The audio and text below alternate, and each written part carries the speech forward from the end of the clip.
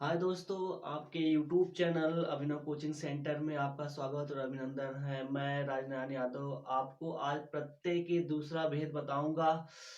बिना समय गवाए हम लोग इस पर चर्चा करेंगे। प्रत्यय के दूसरा भेद है तद्धित प्रत्यय। तद्धित प्रत्यय तद्धित प्रत्यय किसे कहते हैं, इसकी डिफिनेशन क्या होती है?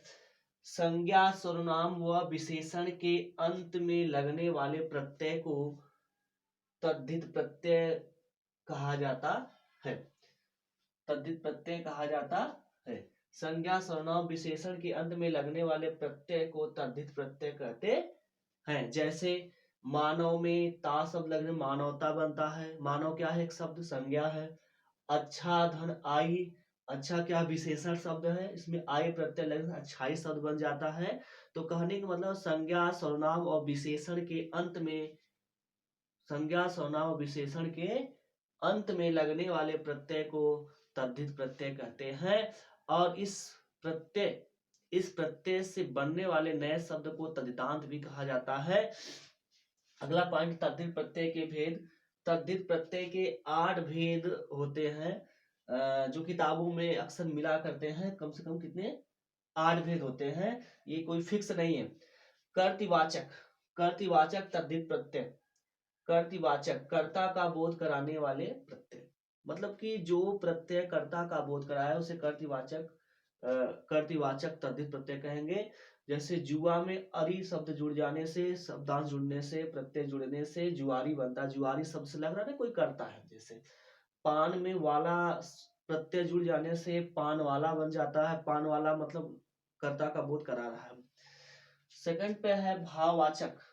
सेकंड पे क्या है? भाववाचक का मतलब भाव का बोध कराने वाले प्रत्यय।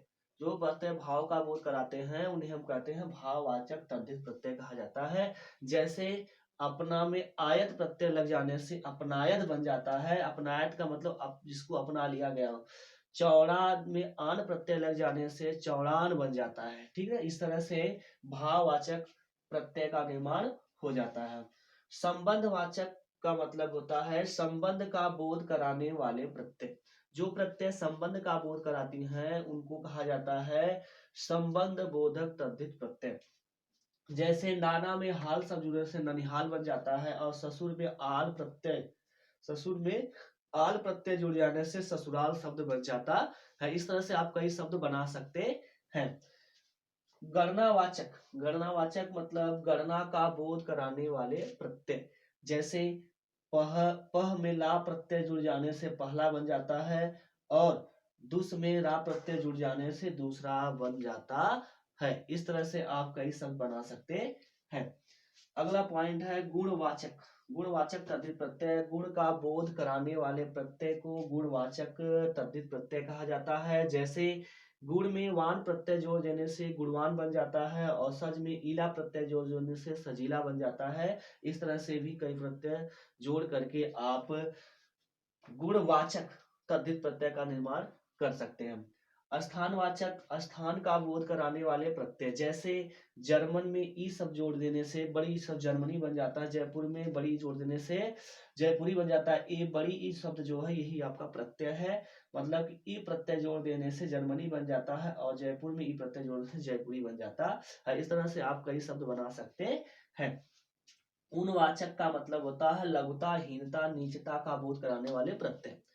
लघुता, हीनता, नीचता का बोध कराने वाले प्रत्यय को उनवाचक तद्धित प्रत्यय कहा जाता है। जैसे ढोल में क प्रत्यय जोड़ने से ढोलक बन जाता है। और बच्चा में वा प्रत्यय जोड़ने से बचवा बन जाता है। बचवा शब्द ही क्या है? छोटेपन का बोध करा रहा है। लघुता, हीनता, नीचता का बोध कराने वाले प्रत्यय। सादृश्य मूलक का अर्थ क्या होता है? सादृश्य मूलक का अर्थ होता है समानता का बोध कराने वाले। समानता का बोध कराने वाले अर्थात समानता का बोध कराने वाले प्रत्यय को हम कहते हैं सादृश्य मूलक प्रत्यय कहा जाता है। सादृश्य मूलक तद्धित प्रत्यय कहते हैं। जैसे सुन में हरा शब्द जोड़ने से सुनहरा बन जाता है। और पीला में सा शब्द जोड़ने से पीला सा बन जाता है। अर्थात कहने का मतलब सादृश्य मूलक का मतलब समानता का बोध कराने वाले प्रत्यय। इस प्रकार आपने देखा कि तद्धित प्रत्यय के 8 भेद होते हैं और 8 भेदों को मैंने इस तरह से आपको बताया। इस प्रकार मैंने 2-2 उदाहरण लिया हूँ, बस आप इस तरह से कई उदाहरण बना सकते हैं। प्रत्यय का मतलब है शब्द के अंत में जुड़ना। अगर शब्द के अंत में जुड़ा हुआ कोई प्रत्यय है तो उसको अगर आप अलग कर लिए तो आप मूल शब्द और प्रत्यय को आप पहचान पाएंगे। इसके लिए आपको संधि का पोर्शन भी आना बहुत जरूरी होता है। तो उपसर्ग में आपने देखा कि उपसर्ग में जो शब्दांश होते थे शब्द के पहले जुड़ते थे और प्रत्यय में जो शब्दांश है वो शब्द के अंत में जुड़ते हैं। ठीक है, तो हम लोगों ने प्रत्यय टॉपिक को खत्म कर लिया। कुछ प्रत्यय मैंने यहाँ पर लिखा है जो यूपी बोर्ड क्लास 10th में पूछा जाता है। यूपी बोर्ड क्लास 10th में यही आप 1 2 3 4 5 प्रत्यय रट लीजिए, सभी प्रत्यय पढ़ने की जरूरत नहीं है। जो आपका 2 नंबर का यहाँ से बन जाएगा, ये पांचों प्रत्यय आप लिख सकते हैं। जो बच्चे कक्षा 10 में पढ़ते हैं वे इन पांचों प्रत्ययों को लिख ले। UP board Hindi medium UP board में 5 प्रत्यय आपका ये बोर्ड पेपर में जरूर देखने को मिलेगा, क्योंकि ये क्वेश्चन आता है कि दो दो मतलब कि शब्द बनाने के लिए कहता है किन्हीं 2-3 प्रत्यय की सहायता से। तो इन प्रत्ययों की सहायता से आप 2-2 शब्द देख सकते हैं। यही प्रत्यय आपके फिक्स बोर्ड पेपर में आने वाले हैं। इस तरह से हमारा जो प्रत्यय का टॉपिक वो समाप्त होता है। अगला टॉपिक हम वर्णमाला को लेकर आएंगे। जो चीजें पढ़ेंगे सीक्वेंस से पढ़ेंगे। तो जो वीडियो मैंने बनाया प्रत्यय उपसर्ग पे, थोड़ा से लाइटिंग की व्यवस्था न होने के कारण चेहरे में सफाई नहीं आई है। तो जो भी हो पढ़ना है हमको, क्योंकि जिंदगी जीना आसान नहीं होता है, बिना संघर्षों का कोई महान नहीं होता है। जिंदगी जीना आसान नहीं होता है, बिना संघर्षों का कोई महान नहीं होता है। जब तक पत्थर पड़े हथौड़ा ना, पत्थर भी भगवान नहीं होता है। पत्थर भी भगवान नहीं होता है। तो हम लोगों को क्या करना है, संघर्ष करना है। जिंदगी इतनी आसान नहीं होती है। जीवन का उद्देश्य है लक्ष्य की प्राप्ति, और हमको लक्ष्य तक जाने के लिए कोई परिस्थिति आ जाए उसका सामना करना चाहिए। तो इसी बातों के साथ अगर मेरी वीडियो पसंद आई हो तो आप लाइक करें, सब्सक्राइब करें और शेयर करना ना भूलें। अधिक से अधिक लोगों तक इसे पहुंचाने का प्रयत्न करें, क्योंकि आपका यही सपोर्ट और सहयोग ही हमारे अंदर आत्मबल को बढ़ाएगा, जिससे मैं और अच्छा प्रदर्शन करने का प्रयास करूंगा। धन्यवाद।